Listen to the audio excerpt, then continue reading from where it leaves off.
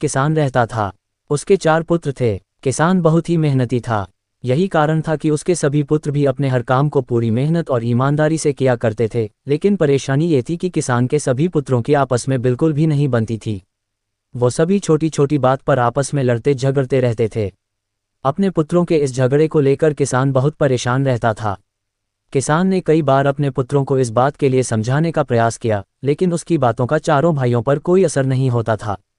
धीरे धीरे किसान बूढ़ा हो चला, लेकिन उसके पुत्रों के आपसी झगड़ों का सिलसिला खत्म होने का नाम ही नहीं ले रहा था। ऐसे में एक दिन किसान ने एक तरकीब निकाली और पुत्रों के झगड़े की इस आदत को दूर करने का मन बनाया। उसने अपने सभी पुत्रों को आवाज लगाई और अपने पास बुलाया। किसान की आवाज सुनते ही सभी पुत्र अपने पिता के पास पहुंच गए। उन्हें समझ नहीं आ रहा था कि उनके पिता ने उन सभी को एक साथ क्यों बुलाया है। सभी ने पिता से उन्हें बुलाने का कारण पूछा। किसान बोला, आज मैं तुम सभी को एक काम देने जा रहा हूं।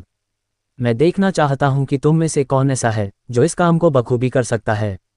सभी पुत्रों ने एक सुर में कहा, पिताजी आप जो काम देना चाहते हैं दीजिए, हम उसे पूरी मेहनत और ईमानदारी से करेंगे। बच्चों के मुंह से यह बात सुनकर किसान ने अपने बड़े बेटे से कहा, जाओ और बाहर से कुछ लकड़ियां उठाकर लाओ। किसान ने अपने दूसरे बेटे से एक रस्सी लाने को कहा। लकड़ी के गट्ठर को सबसे छोटे बेटे के हाथ में दे दिया। अब छोटे बेटे की बारी थी अपनी ताकत आजमाने की। उसने भी काफी प्रयास किया, लेकिन वह भी सभी भाइयों की तरह उस लकड़ी के गट्ठर को तोड़ पाने में सफल नहीं हुआ। अंत में हारकर उसने लकड़ी के गट्ठर को जमीन पर पटक दिया और बोला, पिताजी यह काम संभव नहीं है। किसान मुस्कुराया और बोला, बच्चों अब आप इस गट्ठर को खोलकर इसकी लकड़ियों को अलग कर लो और फिर उसे तोड़ने का प्रयास करो। चारों भाइयों ने ऐसा ही किया। इस बार सभी ने एक एक लकड़ी अपने हाथों में ली और आसानी से उसे तोड़ दिया।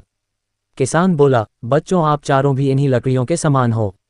जब तक इन लकड़ियों की तरह साथ रहोगे तब तक कोई भी तुम्हें किसी तरह का नुकसान नहीं पहुंचा पाएगा, लेकिन अगर तुम लोग लड़ते झगड़ते रहोगे तो इन अकेली लकड़ियों की तरह आसानी से टूट जाओगे।